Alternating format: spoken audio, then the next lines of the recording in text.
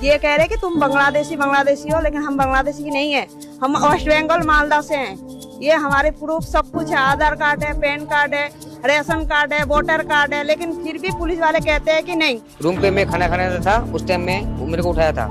मेरे पास आधार कार्ड था, pan card था, सब कुछ आईडी था, लेकिन छोड़ा नहीं, किसी का बात नहीं मानता है। हम लोग क्या गरीब बंदा है और हम लोग क्या बांग्ला में बात करते हैं इसलिए बांग्लादेशी है क्या? हम लोग बांग्ला में नहीं बात कर सकते हैं क्या?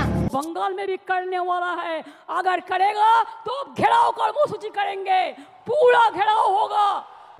রোহিঙ্গা এবং বাংলাদেশের মুসলমান থাকা উচিত কি নেই আপনি বলুন। ভয়ঙ্কর মিথ্যার সর্বনাশী খেলা শুরু হয়েছে, যেটা এই রাজ্যে নতুন কিছু নয়। এর আগেও আমাদের রাজ্যের মুখ্যমন্ত্রী মমতা বন্দ্যোপাধ্যায় প্রকাশ্য জনসভায় বলেছেন রামনবমীর মিছিল যারা নিয়ে যাবে তারা দাঙ্গা করবে। তিনি ঈদের নামাজে রেড রোডে গিয়ে বলেছেন রামনবমীতে দাঙ্গা হবে। তিনি এর আগেও অনেকবার এই রকমের দাগিয়ে দেওয়ার চেষ্টা করেছেন। প্রতিবার রামনবমীর আগে তিনি এটাই বলে থাকেন। সেই মমতা বন্দ্যোপাধ্যায় এবারে একটা ভয়ঙ্কর খেলা কি শুরু করলেন, বাঙালি অবাঙালি, যে খেলাটার শুরু করার কোনো দরকারই নেই।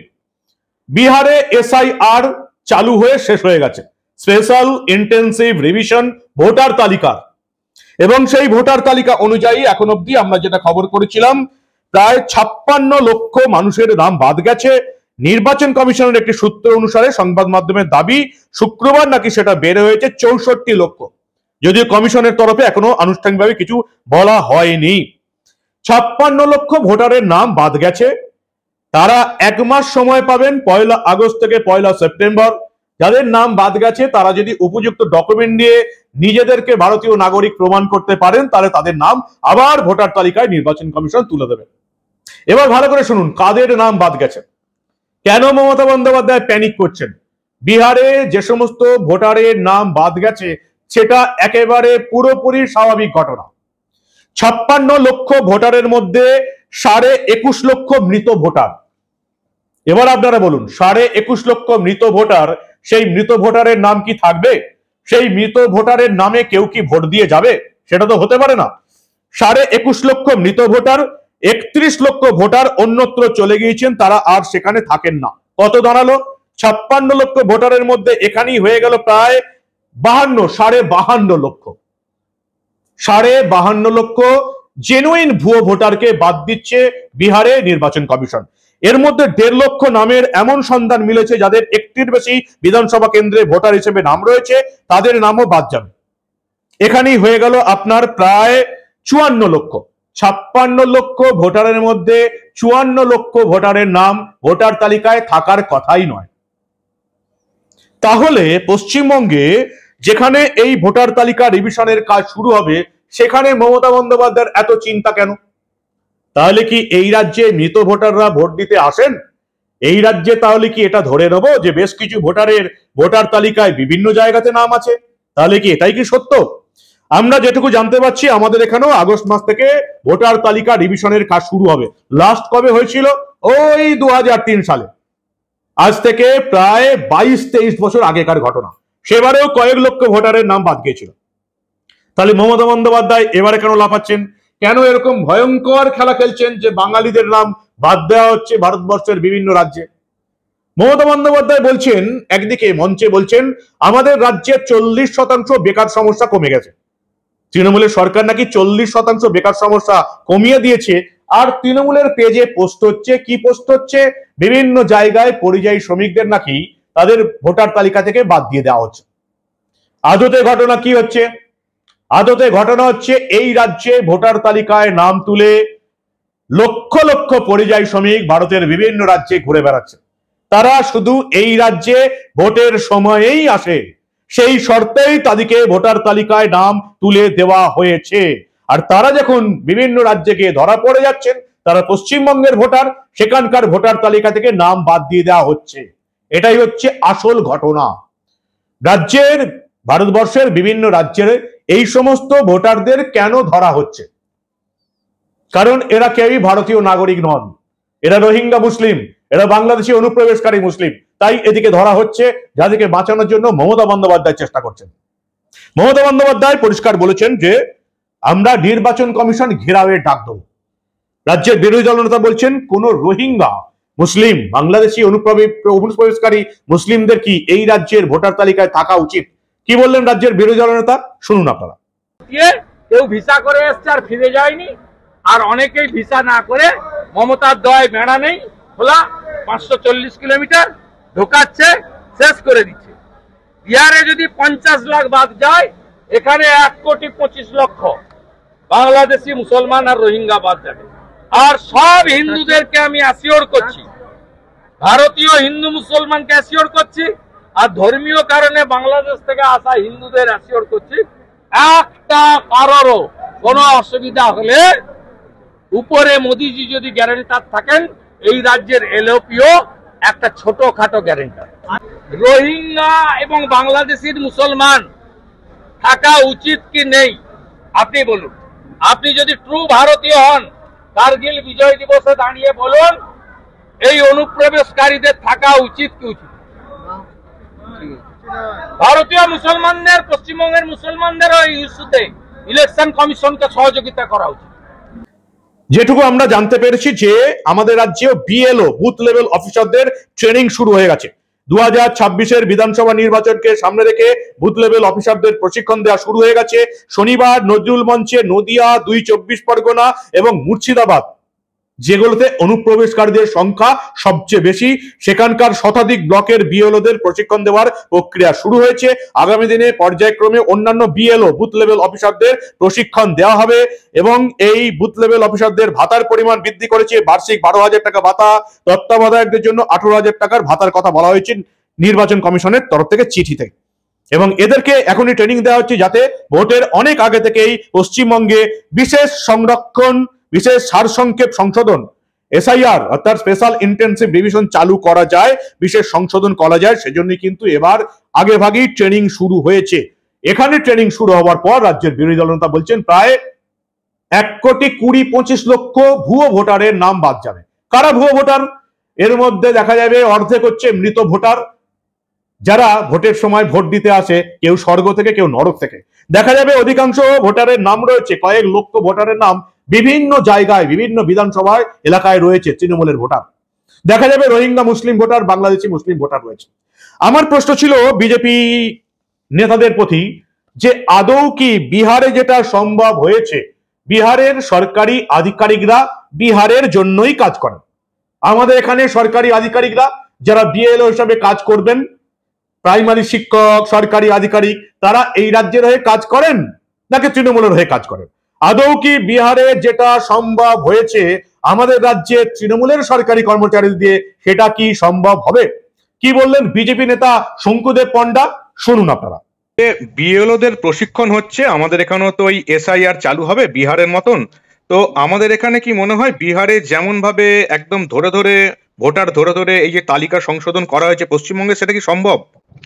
দেখুন, এই যে বিএলও হয়েছে বুথ লেভেল অফিসার, এতে আইপ্যাক আর তৃণমূল কংগ্রেস মিলে 3টে লিস্ট বানিয়েছে।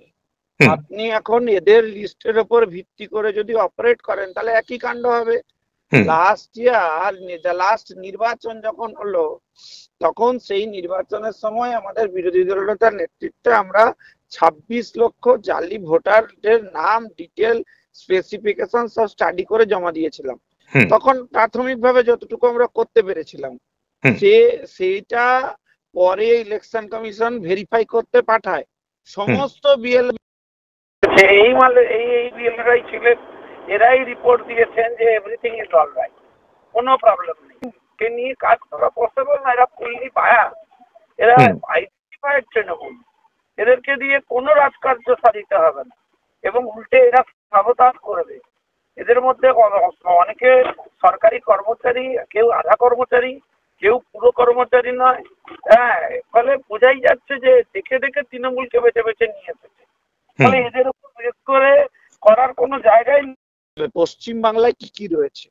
পশ্চিম বাংলায় প্রথম রয়েছে হচ্ছে মৃত ভোটার। আমার দাদু কাকা যারা মারা গেছেন দেখবেন তারা এসে ভোট দিয়ে চলে যাচ্ছে, ফলে সেইটা তৃণমূল কংগ্রেস গুছিয়ে রেখেছে। 1, 2, এই যে বিভিন্ন রাজ্যের ভোটারদের নিয়ে এত উৎসাহ তৃণমূল কংগ্রেসের শুরু হয়েছে কেন? কারণ এই সংখ্যাটাও কম নয়। এই ভোটাররা রাজ্যে ভোট দিতে আসেন না, কিন্তু তাদের ভোটটা তৃণমূল কংগ্রেস দিয়ে দেয়। ফলে তাদের অন্য রাজ্যে যদি তারা পার্মানেন্টলি বসবাস করেন বা কাজ করতে চলে গিয়ে থাকেন, তাহলে এই রাজ্যে তাদের ভোটের নাম কাটা যাবে। এখন সেইটা বাঁচিয়ে রাখার জন্য তৃণমূল কোমর বেঁধে নেমেছে। 2, 3 নম্বর হচ্ছে, ধরুন উত্তরবঙ্গে কোন একটা জেলায় কারণ ভোটার লিস্টে নাম আছে, দেখবেন তার কলকাতাতেও নাম আছে, অর্থাৎ দক্ষিণবঙ্গেও নাম আছে। ফলে 5টা পেজে যখন নির্বাচন হয়, তখন উত্তরবঙ্গে যে ভোটাররা ভোট দিচ্ছে, সে দেখবেন পরের পেজে গিয়ে অন্য জায়গায় আর একটা ভোট দিয়ে দিচ্ছে তৃণমূল কংগ্রেসের। এই সংখ্যাটাও কম নয়, এটাও যথেষ্ট ভালো নাম্বার। তারপরে আছে বেআইনি ভোটার, যত রোহিঙ্গা ঢুকিয়েছে সব রোহিঙ্গাদের ভোটার। তারপরে আছে বাংলাদেশ থেকে আগত ভোটার, এবং এগুলো কি করেছে, গত কয়েক মাসে আইপ্যাক আর এখানকার সরকারের সমস্ত অনুগত সরকারি অফিসাররা ধরে ধরে এলাকা ধরে ধরে বসিয়েছে। এবং যে লাস্ট লোকসভা নির্বাচনে যেগুলো হেরেছে, সেগুলোতে হঠাৎ করে দেখবেন আপনি ভোট পার্সেন্টেজ ইনক্রিজড হয়েছে। আমরা একটা রিপোর্ট পাবলিশ করেছি, আপনাকে পাঠিয়ে দিচ্ছি, আপনি দেখবেন। সেই রিপোর্টে লাস্ট সেন্সাসে এবং এবারের সেন্সাস দুটো মিলিয়ে দেখলে দেখবেন এক একটা জায়গায় 48% to 50% ইনক্রিজড হয়েছে। যেমন মোর দেন 40% ইনক্রিজ হয়েছে নিউ টাউনে। আপনি চলে যাবেন সিটি সেন্টার ট্যুর পেছনে, আপনি চলে যাবেন হচ্ছে তেঘরিয়া খালের পাশে, এরা কারা বসে আছেন, কারা বসিয়েছেন এদেরকে। আপনি ধাপার মাঠে চলে যাবেন, ধাপার মাঠের পিছনে সে আপনার আইটিসি হোটেলের উল্টো দিক দিয়ে রাস্তা ঢুকে গেছে, এদেরকে কারা বসিয়েছেন। এই যে শম্ভু কাউর এলাকা, এই যে আপনার এন্টালি ফেন্টালি, এগুলোতে কাদের বসানো হয়েছে। আপনি হাওড়ার একাধিক অঞ্চল, যেগুলোতে একটা ঘরে কটা করে ভোটার লিস্ট তৈরি হয়েছে, আপনি দেখলে পাগল হয়ে যাবেন। কিন্তু সেই একই তো প্রশ্ন থেকেই যাচ্ছে, তাহলে আমাদের এখানে কিছুই হবে না। না, এক সেকেন্ড। ফলে বিরোধী দলনেতা আজকে বলেছেন যে এই সংখ্যাটা প্রায় 1,20,25,00,000 আশেপাশে চলে যাবে। তাতেই তো আতঙ্কিত হয়েছে তৃণমূল কংগ্রেস। তার কারণ মানববাবু, যদি এই 1,25,00,000 ভোট মাইনাস হয়, তৃণমূল ক্ষমতায় আসতে পারবে না। তার কারণ আপনি জানবেন যে লাস্টবার অন্তত এই লাস্ট লোকসভা নির্বাচনকে যদি আমরা ধরি, প্রায় 80 থেকে 90টা সিট আমরা 1 থেকে 12,000 ভোটের মধ্যে হেরেছি। তো ফলে সেই সিটটা যদি আমরা জিতে যাই, আর নর্মাল সেই প্রসেসেই আমরা প্রায় 90টা সিটে জিতেছি, তাহলেই তো নদুনে 180টা সিটে ভারতীয় জনতা পার্টি ক্ষমতায় জিতে থাকবে। তো ন্যাচারালি এই সরকার আর তৃণমূল তৈরি করতে পারবে না। আমরা যেটা আশঙ্কা করেছিলাম, বিজেপি নেতা শঙ্কুদেব পণ্ডা সেটাই বললেন, যে এই তৃণমূলের আমলে সরকারি আধিকারিকদের দিয়ে আদৌ ভোটার তালিকা পুরোপুরি সংশোধন করা সম্ভব নয়। তবে বিজেপির নেতারা যে এবার এটাকে একেবারে কড়া দৃষ্টিতে নজর রাখবেন, সেটা তারা আমাদেরকে আশ্বস্ত করছেন। আশা করা যায় ভোটার তালিকা বিহারের মতোই একইভাবে এইরকম ভাবে পরিশোধিত হবে। 56 লাখ ভোটারের নাম বাদ গেছে বিহারে, তার মধ্যে 31 লক্ষ মৃত ভোটার, 21 লক্ষ মৃত ভোটার, 31 লক্ষ অন্য জায়গায় চলে গেছেন। ফলে তৃণমূল যে বাঙালি অবাঙালি ভয়ঙ্কর একটা চক্রান্তের জাল বুনে চলেছেন বাংলার মানুষকে ভুল বোঝানোর জন্য, সেটা একেবারেই এই বাংলার মানুষের বিশ্বাস করাটাই উচিত নয়। আজকেই খবর হয়েছে, নবান্নের বিজ্ঞাপন পাওয়া মিডিয়াও খবর করেছে যে শাশুড়িকে মা সাজিয়ে ভুয়ো পরিচয়পত্র বানিয়ে 30 বছর এদেশে বাস করছে, বনগাঁয় গ্রেপ্তার হয়েছে বিএনপি নেতার স্ত্রী। বাংলাদেশের বিএনপি নেতা এই দেশে এসে এই রাজ্যে ঢুকে ভোটার কার্ড আধার কার্ড বানিয়ে এখানে একটা পুরোপুরি সংসার পেতেছে, তরুণীকে বিবাহ করে। বাংলাদেশেও তার নাকি সংসার আছে, সে দ্বৈত নাগরিকত্ব করেছে, 30 বছর পর ধরা পড়েছে। এই অনুপ্রবেশকারীর যে স্ত্রী তাকে নাকি গ্রেপ্তার করা হয়েছে, এবং তিনিই জানিয়েছেন যে এখানে এসে এই নকল পরিচয়পত্র বানানো হয়েছে। এরকম কত লক্ষ বাংলাদেশি মুসলিম অনুপ্রবেশকারী, রোহিঙ্গা মুসলিম অনুপ্রবেশকারীদের যে মমতা বন্দ্যোপাধ্যায় সরকার, তৃণমূল কংগ্রেসের নেতা নেত্রীরা এই রাজ্যের ভোটার কার্ড আধার কার্ড প্যান কার্ড বানিয়ে দিয়েছে, সেটা আপনারা এবার বুঝতে পারবেন যদি সত্যি সত্যি ঠিকঠাক ভোটার তালিকা সংশোধন হয়। আপনারা কি রোহিঙ্গা মুসলিম মুক্ত পশ্চিমবঙ্গ চান? আপনারা কি বাংলাদেশি মুসলিম মুক্ত পশ্চিমবঙ্গ চান? নাকি তৃণমূলকে ভোট দেবেন এই সমস্ত রোহিঙ্গা মুসলিম এবং বাংলাদেশি অনুপ্রবেশকারীদের ঘাড়ে করে বয়ে নিয়ে যেতে? কোনটা আপনারা চান? এবার সেটা আপনাদেরকে ঠিক করতে হবে। মমতা বন্দ্যোপাধ্যায় একটা সর্বনাশী মারাত্মক ভয়ানক খেলায় নেমেছেন। বাঙালি অবাঙালি, এরপর ভারতবর্ষের কোন রাজ্যে আর বাঙালিরা আদৌ সঠিকভাবে থাকতে পারবে কিনা, এই সমস্ত ঘটনার পর কিন্তু বড়ই আশঙ্কার ব্যাপার হয়ে যাচ্ছে। যেভাবে এই পশ্চিমবঙ্গ থেকে মমতা বন্দ্যোপাধ্যায় সরকার বিভিন্ন রাজ্যকে বাঙালি বিদ্বেষী বলে দাগিয়ে দিচ্ছে, তাতে এই ওড়িশা, দক্ষিণ ভারত, মহারাষ্ট্র, কর্ণাটক, গুজরাট, উত্তরপ্রদেশ, এখানে আর কোনো বাঙালি থাকতে পারবে কিনা সেটাই কিন্তু প্রশ্নের বিষয়, যার মূল কারণ হয়ে দাঁড়াচ্ছে মমতা বন্দ্যোপাধ্যায়ের সরকারের এই রকম মিথ্যা প্রচার। কি বলবেন আপনারা? কোনো মেইনস্ট্রিম মিডিয়া মনে হয় আপনাদের এটা চোখে আঙুল দিয়ে দেখাবেন। আপনারা এই প্রতিবেদন শেয়ার করে প্রত্যেককে জানান যে মমতা বন্দ্যোপাধ্যায়ের সরকার কি মিথ্যা ভয়ঙ্কর সর্বনাশী খেলা খেলতে নেমেছে। দেখতে থাকুন দা নিউজ বাংলা। আমরা আবার বাংলায় ঘটে যাওয়া এই ধরনের কোনো ঘটনা চেপে রাখতে দেব না।